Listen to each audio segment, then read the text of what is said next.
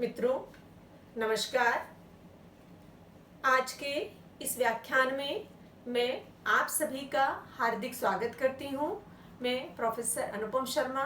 अध्यक्ष राजनीति विज्ञान एवं मानवाधिकार विभाग, इंदिरा गांधी राष्ट्रीय जनजातीय केंद्रीय विश्वविद्यालय से संबद्ध हूँ। मित्रों,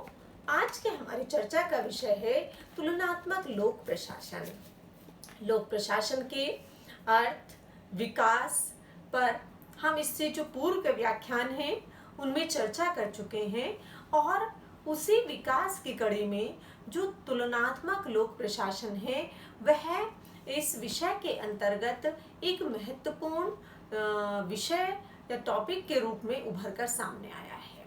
तुलनात्मक लोक प्रशासन का अगर हम अर्थ के रूप में इसे परिभाषित करें तो विश्व के विभिन्न देशों में जो सरकारी प्रशासकीय व्यवस्था है, जो संगठन है, उनका तुलनात्मक रूप से अध्ययन करना यहाँ तुलनात्मक लोक प्रशासन के अंतर्गत आता है।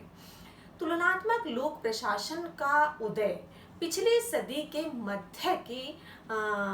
एक अवस्था है जहाँ पर कि यह इसका उदय और उसके पश्चात उसका विकास आरंभ हुआ है। लोक प्रशासन के जब विकास की विभिन्न अवस्थाओं की हम बात करते हैं तो जो 1940 से पश्चात का समय है वहाँ से जो परिवर्तित परिस्थितियाँ हैं और जहाँ पर लोक प्रशासन का जो स्वरूप है उसमें परिवर्तन आया है, वहीं से तुलनात्मक लोक प्रशासन का आरंभ हुआ है। जो लोक प्रशासन के अंतर्गत जो अध्ययन किए जाते थे, जो उपागम बनाए जाते थे, तैयार किए जाते थे विद्वानों के द्वारा, वो उससे पूर्व जो पाश्चात्य देश होते थे उनकी परिस्थितियों को दृष्टिगत रखते हुए ये उपागम तैयार किए जाते थे और उन देशों के अध्ययन के आधार पर ही सामान्यीकरण करने का प्रयास किया जाता था। परंतु द्वितीय विश्व युद्ध के पश्चात का जो अंतरराष्ट्रीय परिदृश्य है उसमें अंतरराष्ट्रीय फलक पर एक अगर हम कहें कि उसमें तीव्र परिवर्तन आए थे, क्योंकि जो देश औपनिवेशिक विरासत के अंतर्गत थे वो उससे मुक्त होकर स्वतंत्र राष्ट्रों के रूप में अस्तित्व में आए थे और उन राष्ट्रों की जो सामाजिक, आर्थिक, राजनीतिक परिदृश्य था वह उस पाश्चात्य जगत से भिन्न था, जिनमें कि औद्योगिकरण के पश्चात जो विकास आरंभ हुआ था और जो विकास की एक निश्चित अवस्था तक पहुंच चुके थे। तो ये जो अंतर है, ये जो देशों की पृष्ठभूमि का अंतर है, उसने लोक प्रशासन में बहुत सारे परिवर्तन आए थे। तो ये जो तुलनात्मक लोक प्रशासन का उदय है ये उसी समय का है कि जब लोक प्रशासन के जो विद्वान थे उन विद्वानों के द्वारा अब तक जो लोक प्रशासन के क्षेत्र में जो उसका अर्थ और अध्ययन पद्धतियों को विद्वानों के द्वारा स्थापित करने का प्रयास किया गया था, उसको लोक प्रशासन के जो विद्वान थे जिसमें हर्बर्ट साइमन है, रॉबर्ट डहल है, उनके द्वारा चुनौती दी जा रही थी। अर्थात यह काल लोक प्रशासन के लिए एक संकट काल के नाम से जाना जाता है, जहां पर कि लोक प्रशासन की जो विभिन्न पद्धतियां हैं और उसका जो क्षेत्र है उसको चुनौती दी जा रही थी। तो इसी के परिणाम स्वरूप जो यह परिवर्तन आया था उस परिवर्तन को लोक प्रशासन में स्पष्ट रूप से देखा जा सकता था। हर्बर्ट साइमन के द्वारा, एडविन स्टेन तथा वॉल्डो के द्वारा जो प्रशासन की जो व्याख्याएं हैं उनको भिन्न भिन्न प्रकार से अब दिया जा रहा था। अर्थात हम करें कि प्रशासन की वैज्ञानिक व्याख्याएं दी जा रही थी। और इसी के साथ साथ जो रॉबर्ट डहल ने जो इस संबंध में कहा था कि जब तक लोक प्रशासन का अध्ययन तुलनात्मक नहीं बनाया जाता तब तक लोक प्रशासन को विज्ञान जो मानने का दावा है वो खोखला बना रहेगा, कि हम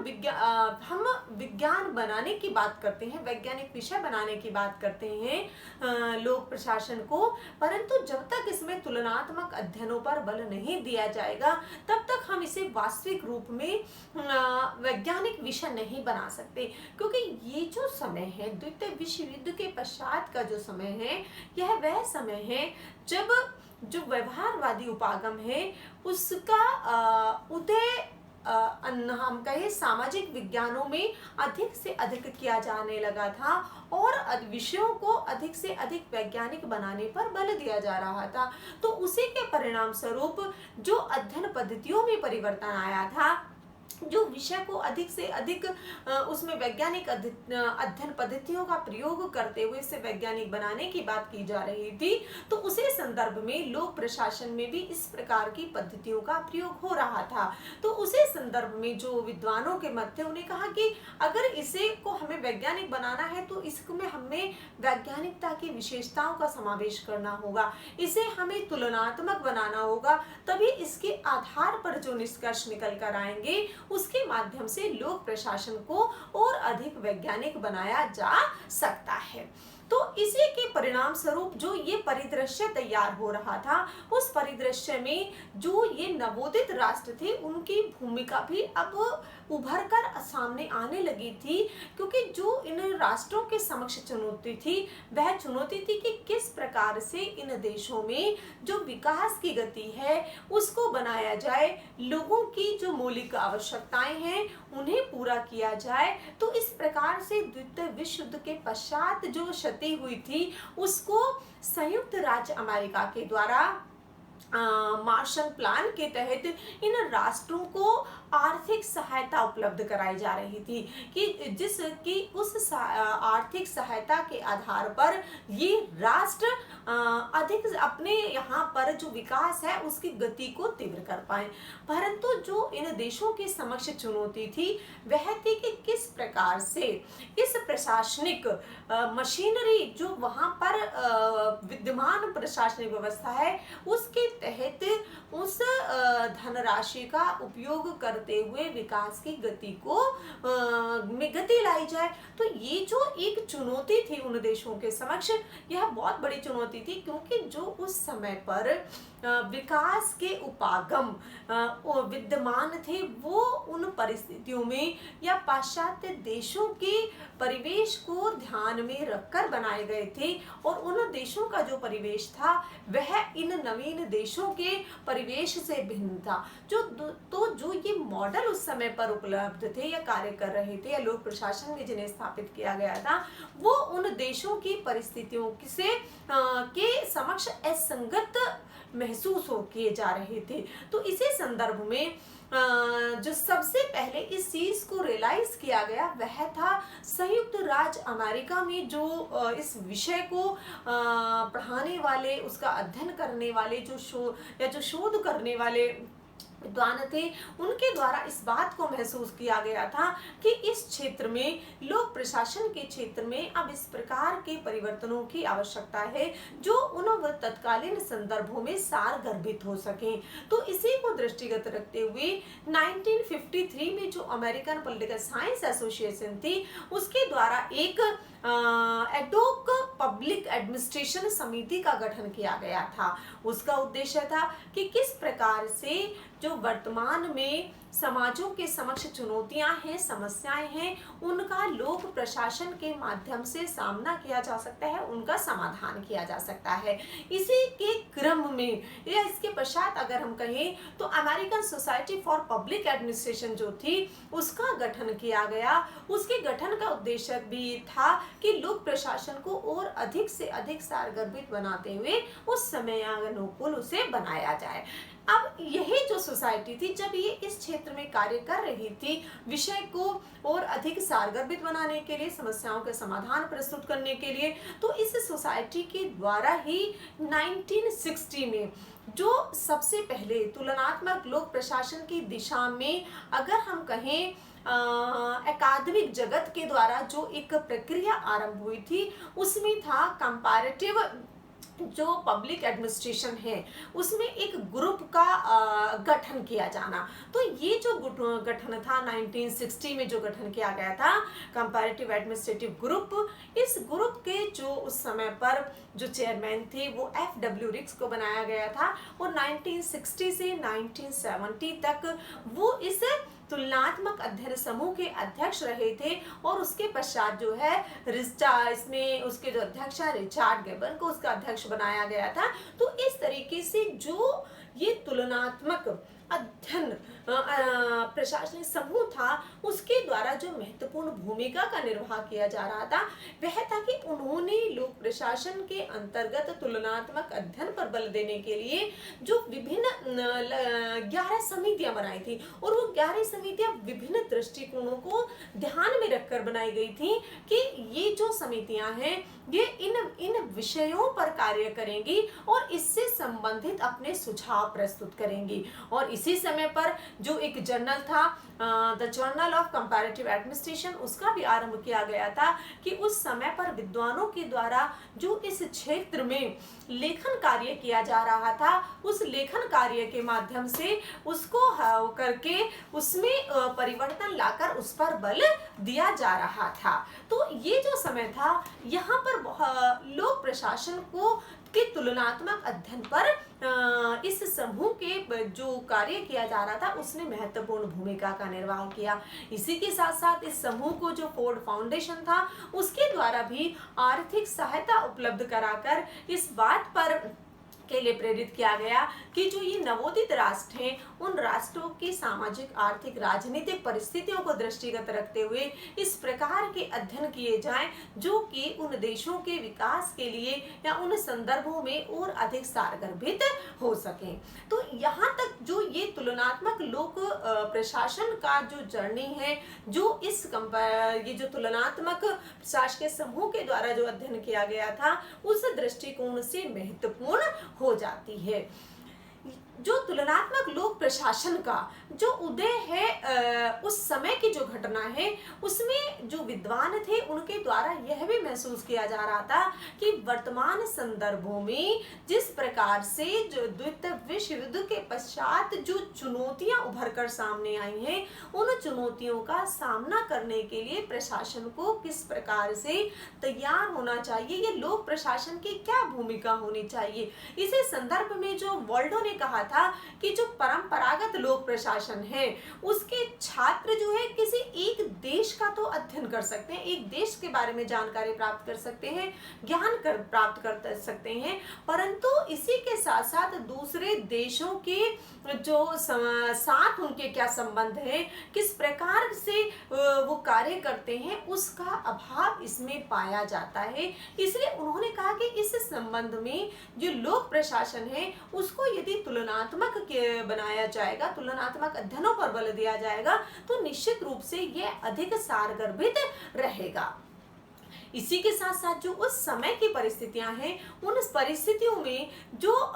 विषय की बात है कि जो द्वितीय विश्व युद्ध के पश्चात का जो समय है वो एक शीत युद्ध का समय है। शीत युद्ध में जहां पर विश्व दो समूहों में विभाजित था, एक समूह का साम्यवादी व्यवस्था के नाम से, दूसरा समूह पूंजीवादी व्यवस्था के नाम से जाना जाता था। जो पूंजीवादी व्यवस्था का समूह था उसे जो संयुक्त राज्य अमेरिका के द्वारा लीड किया जाता था और जो साम्यवादी व्यवस्था समूह था उसको पूर्व में जो सोवियत संघ था उसके द्वारा लीड किया जाता था। तो इस प्रकार से जो ये अंतरराष्ट्रीय परिदृश्य था उस परिदृश्य में जो ये दोनों समूह थे, इन दोनों समूहों के द्वारा ही ये जो नवोदित राष्ट्र थे उन राष्ट्रों को अपने अपने समूह में शामिल करने के लिए प्रयास किया जा रहा था। और इस प्रयास में जो कदम उठाए जा रहे थे वह वो कदम थे कि किस प्रकार से इन नवीन राष्ट्रों को आर्थिक सहायता प्रदान कर उनमें विकास की गति को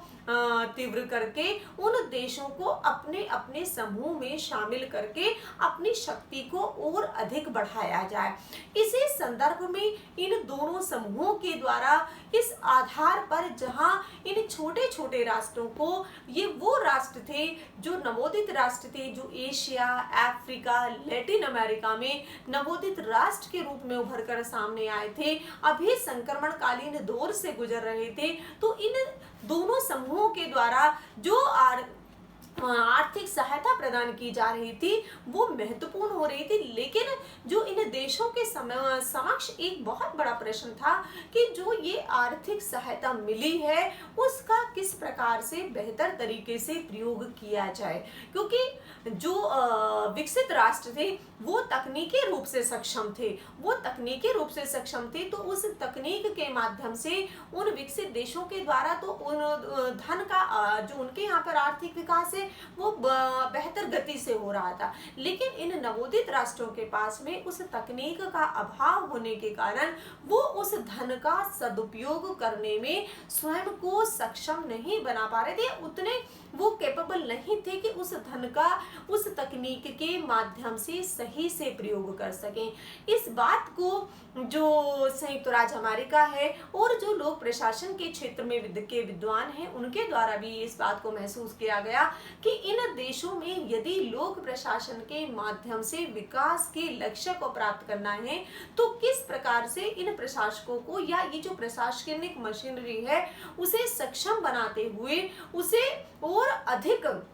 प्रभावशाली बनाया जाए। इसलिए इस समय पर इस बात पर भी बल दिया जा रहा था कि जो लोक प्रशासक हैं, इन देशों में जो लोक प्रशासक हैं उनको लोक प्रशासन की अध्ययन पद्धतियों की जानकारी करने के लिए, तकनीकों के माध्यम से के संबंध में सक्षम होने के लिए इन्हें उन देशों में भेजा जाए जहां पर कि ये विकसित देशों में वहां पर जो लोक प्रशासन के क्षेत्र में जिन तकनीकों का प्रयोग किया जा रहा है ये उनको समझ सके, उसमें प्रशिक्षित हो सके, पारंगत हो सके, दक्ष हो सके। और जब इसमें ये इन सभी गुणों के समावेश के साथ ये प्रशिक्षित होने के पश्चात जब ये अपने देश में कार्य करेंगे तो निश्चित रूप से जो लोक प्रशासन की जो भूमिका है वह और भी अधिक सारगर्भित हो जाएगी। इसी दृष्टिकोण से जो तुलनात्मक लोक प्रशासन है, तुलनात्मक लोक प्रशासन अब इस समय में एक इंडिपेंडेंट डिसिप्लिन के रूप में उभरने लगा कि जहां इसका जो पहले अध्ययन क्षेत्र लोक प्रशासन का सीमित था वह अध्ययन क्षेत्र भी विस्तृत होने लगा और जो कंपैरेटिव पब्लिक एडमिनिस्ट्रेशन है इसका क्षेत्र भी अब विस्तृत होने लगा। इसे न केवल अध्ययन के रूप में बल्कि इसके साथ साथ अध्ययन, अध्यापन, शोध और व्यवहार में इसे का किस प्रकार से इन अध्ययनों का लाभ उठाया जा सकता है उस पर भी विद्वानों के द्वारा निरंतर बल दिया जा रहा था कि जो प्रशासन है, समाज है, इन दोनों का जो संबंध है उस संबंध को और किस तरीके से बेहतर बनाते हुए समाज में विकास को, समाज के जो में रहने वाले लोग हैं उनके जीवन स्तर को किस प्रकार से और बेहतर बनाया जा सकता है, इस बात पर अब विद्वानों के द्वारा बल देने के साथ साथ इस दिशा में निरंतर कार्य किया जा रहा था। तो इसके माध्यम से जो प्रशासनिक व्यवस्था है उसमें जो परिवर्तन आ रहे थे उसको स्पष्ट रूप से देखा जा सकता था। इसी के साथ साथ जो तुलनात्मक लोक प्रशासन है उसमें जिन बातों पर बल दिया जा रहा था कि ये तुलनात्मक अध्ययन किस प्रकार के होंगे कि तुलनात्मक अध्ययन जो व्यवस्थाएं हैं उनमें विस्तृत रूप में अध्ययन होंगे या वो जो हम कहें कि कुछ संगठनों का आधार पर अध्ययन होंगे। तो इस संदर्भ में जो विद्वानों का मत है उन्होंने कहा कि इसका अगर अध्ययन करना है तो इसे हमें मैक्रो लेवल पर, मिडिल रेंज में और जो माइक्रो लेवल है तीनों प्रकार से अध्ययन किए जाने चाहिए। एक वो अध्ययन जिसमें विस्तृत रूप से अध्ययन हो अर्थात संपूर्ण व्यवस्था का अध्ययन, एक व्यवस्था का संपूर्ण अध्ययन दूसरी व्यवस्था के संपूर्ण अध्ययन से तुलना करके किया जाए। मध्यम में वो उस प्रकार के अध्ययन जहां पर कि कुछ स्पेसिफिक जो बड़े विभाग हैं, बड़े संगठन हैं उनको लिया जाएगा और दूसरे देश के भी इसी प्रकार के संगठनों को लेकर उनका अध्ययन किया जाएगा। और जो तीसरा प्रकार के अध्ययन है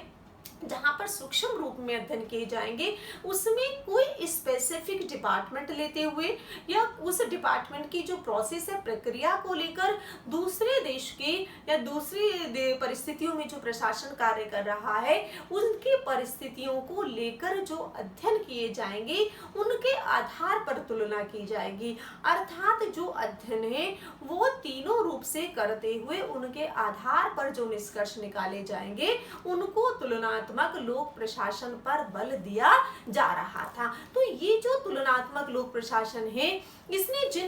न केवल परंपरागत जो तुलनात्मक लोक प्रशासन था उसके अध्ययन क्षेत्र में परिवर्तन लाया, बल्कि जो अध्ययन का दायरा था उसको भी विस्तृत करते हुए उसे और अधिक सारगर्भित बनाने पर बल दिया था कि जो उस समय की परिस्थितियां हैं, उस समय की जो चुनौतियां हैं, उन चुनौतियों का सामना किस प्रकार से किया जाएगा और उन समाजों के लिए किस प्रकार से बेहतर समाधान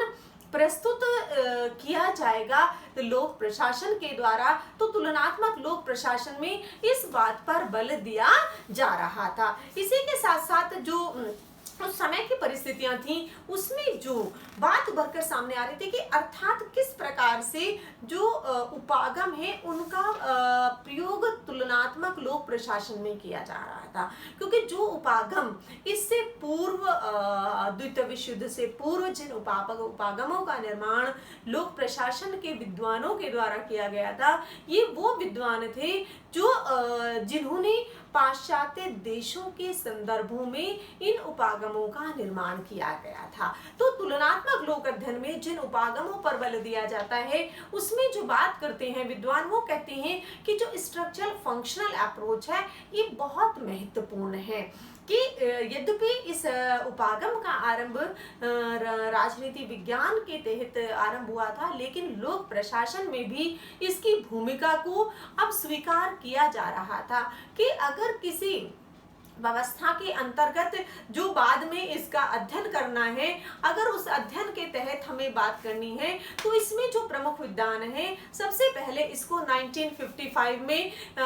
जो रॉबर्ट इसमें वॉल्डो के द्वारा इसको स्वीकार किया गया था कि उन्होंने कहा कि जो लोक प्रशासन है उसमें जो स्ट्रक्चर फंक्शनल अप्रोच है उसका प्रयोग किया जाए। बाद में रिग्स के द्वारा भी इस उपागम को एक तरीके से हम कहीं अप्रूव किया गया था, ये स्वीकार कर लिया गया था और उनके द्वारा प्रयोग पर बल दिया जा रहा था। राजनीति विज्ञान में इससे पूर्व जो गैब्रियल आमंड की जो अप्रोच थी, इसके साथ साथ जो डेविड एप्टर की अप्रोच थी, रॉबर्ट इसके साथ मर्टन की जो अप्रोच थी, पार्सन के द्वारा ऑलरेडी राजनीति विज्ञान में इसका प्रयोग था, लेकिन अब इसको लोक प्रशासन में भी बल दिया जा रहा था। प्रशासन के जो विभिन्न हम कहें कि जो उनके द्वारा परफॉर्म किए जाते हैं, जिन कार्यों को संपादित किया जाता है कि उनका तुलनात्मक अध्ययन किया जाना चाहिए, क्योंकि विभिन्न राजनीतिक व्यवस्थाओं में जो प्रशासनिक व्यवस्था होती है उन प्रशासनिक व्यवस्थाओं के द्वारा भिन्न भिन्न प्रकार के कार्यों का संपादन किया जाता है, तो उन संदर्भों में उनका तुलनात्मक अध्ययन किया जाना चाहिए। जो व्यवहारवादी उपागम है, व्यवहारवादी उपागम द्वितीय विश्व युद्ध के बाद जो इसका आरंभ हुआ है और विषयों को और अधिक से अधिक वैज्ञानिक बनाने के लिए जिस बात पर बल दिया जा रहा था वो इन संदर्भों में महत्वपूर्ण हो जाती है कि जो लोक प्रशासन में हर्बर्ट साइमन के द्वारा, ब्लो मर्टन के द्वारा, इसके साथ वीनर हैं, हैटी, स्टॉक्स हैं और कॉल्टन के द्वारा जो इस उपागम के प्रयोग किया गया था या हम कहें बल दिया जा रहा था, उसमें इस बात पर बल दिया जा रहा है कि जो परंपरागत लोक प्रशासन है उसकी जो अध्ययन पद्धतियां हैं उनको एक तरीके से इस आधार पर स्वीकृत किया गया था कि वो जो मानवीय पक्ष है, जो व्यक्तियों को प्रेरित करता है, उसको वहां पर नकारा जा रहा था, वहां पर उसको स्वीकृति नहीं मिल पा रही थी। इसलिए इन विद्वानों के द्वारा लोक प्रशासन के अध्ययन को और अधिक हम कहें कि उन दृष्टिकोणों को समावेश करने पर कि जिस प्रकार से, जैसे साइमन ने कहा था कि संगठन में जो मोटिवेशन फैक्टर है उसका अध्ययन किया जाए, कि वो उसको कंसीडर करते हुए निष्कर्ष निकाले जाए कि व्यक्ति को केवल उसकी जो क्षमता है उसके आधार पर या संगठन में किस तरीके से बेहतर उत्पादन हो सकता है, उसके साथ जो ये एस्पेक्ट है, मोटिवेशन फैक्टर है, उसको भी कंसीडर किया जाना चाहिए। तो इस तरीके की जो अप्रोच है उस पर तुलनात्मक लोक प्रशासन के द्वारा बल दिया जा रहा था। जो वेबर प्रतिमान है नौकरशाही का एक बहुत ही महत्वपूर्ण उपागम के रूप में जाना जाता है, और निश्चित रूप से जो संगठनों के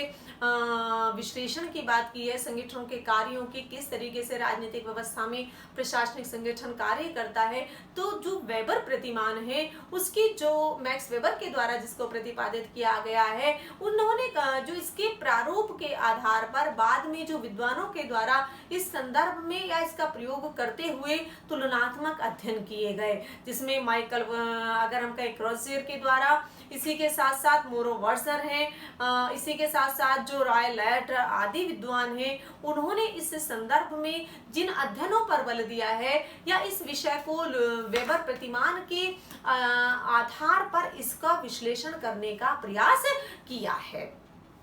जो एक और महत्वपूर्ण है वह है FW रिक्स का इकोलॉजिकल अप्रोच, जो परिवेशीय उपागम है, वो इस संदर्भों में और भी महत्वपूर्ण हो जाता है, क्योंकि जो रिक्स के द्वारा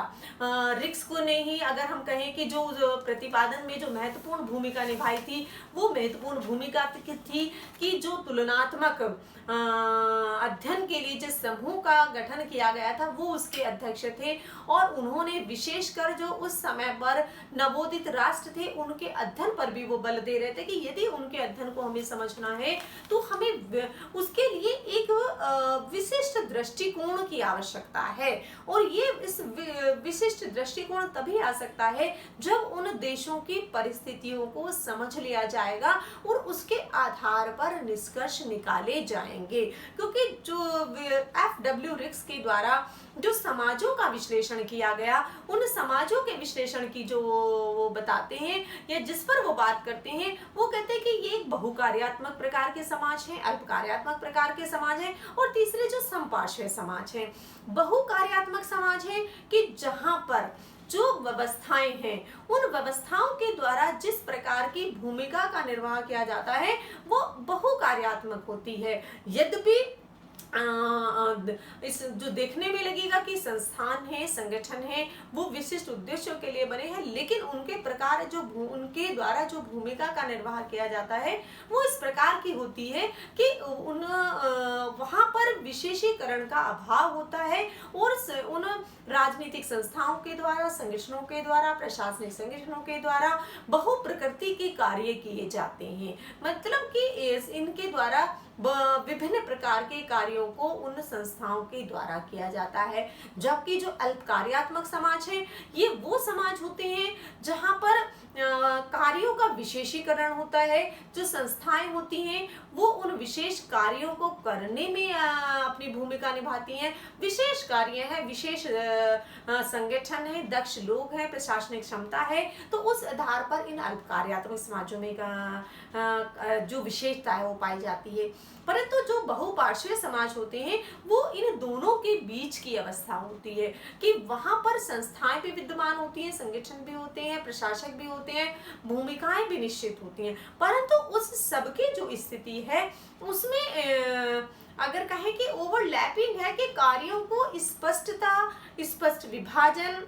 कार्यों में विशेषीकरण, इन सब का अभाव पाया जाता है। सैद्धांतिक रूप से देखने में और व्यवहार में जब उनका विश्लेषण किया जाता है तो उसमें अंतर दिखाई देता है। तो ये जो अंतर है ये उसको उस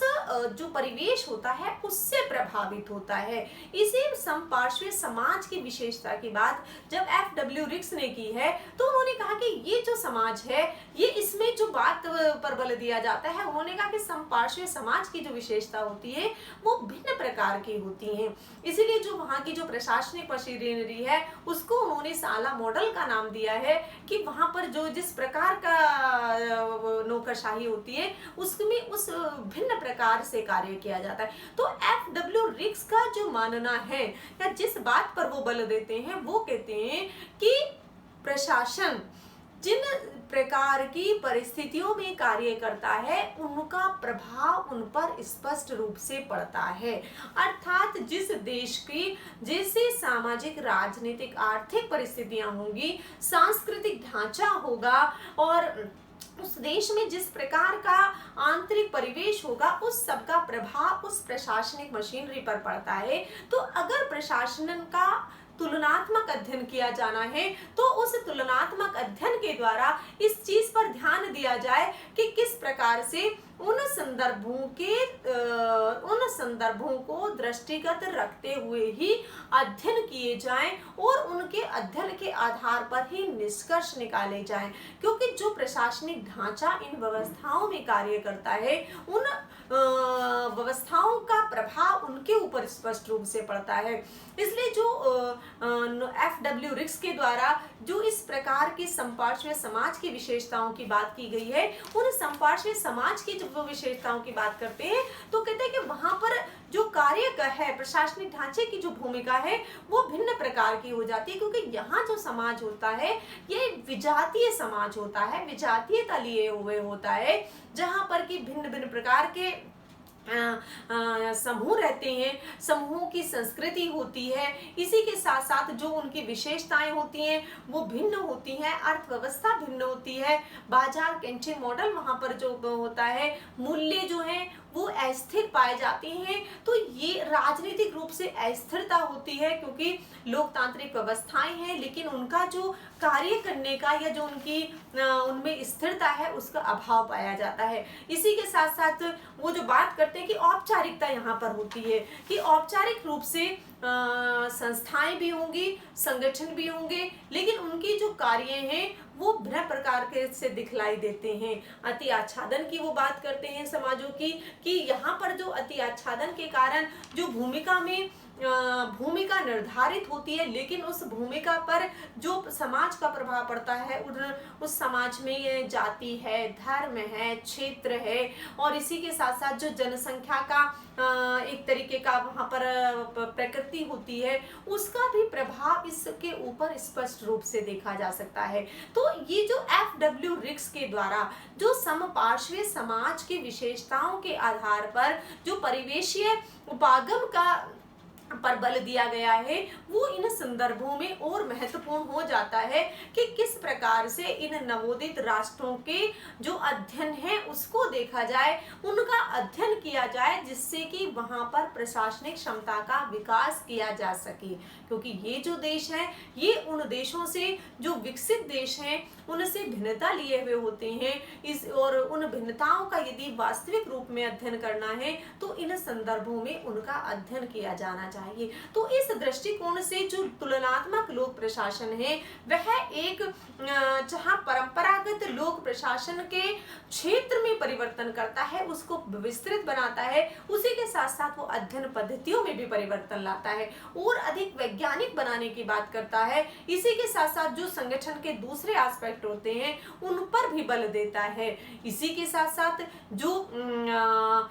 लोक प्रशासन का अध्ययन है उसे केवल वैक्यूम में ना उसका अध्ययन किया जाए कि केवल संस्थाओं का अध्ययन कर लिया जाए और संस्थाओं के अध्ययन के आधार पर ही निष्कर्ष निकाले जाए, बल्कि उन संस्थाओं का या राजनीतिक व्यवस्थाओं का परिस्थितिगत अध्ययन करते हुए उनके आधार पर निष्कर्ष निकाले जाए और उनके आधार पर सामान्यकरण करने का प्रयास किया जाए। और वो जो सामान्यकरण होंगे वो निश्चित रूप से आनुभाविक पद्धति के आधार पर जो किए जाएंगे वो ज्यादा महत्वपूर्ण होंगे, वो अधिक सारगर्भित होंगे। तो इस प्रकार से यह लोक प्रशासन को और अधिक महत्वपूर्ण विषय के रूप में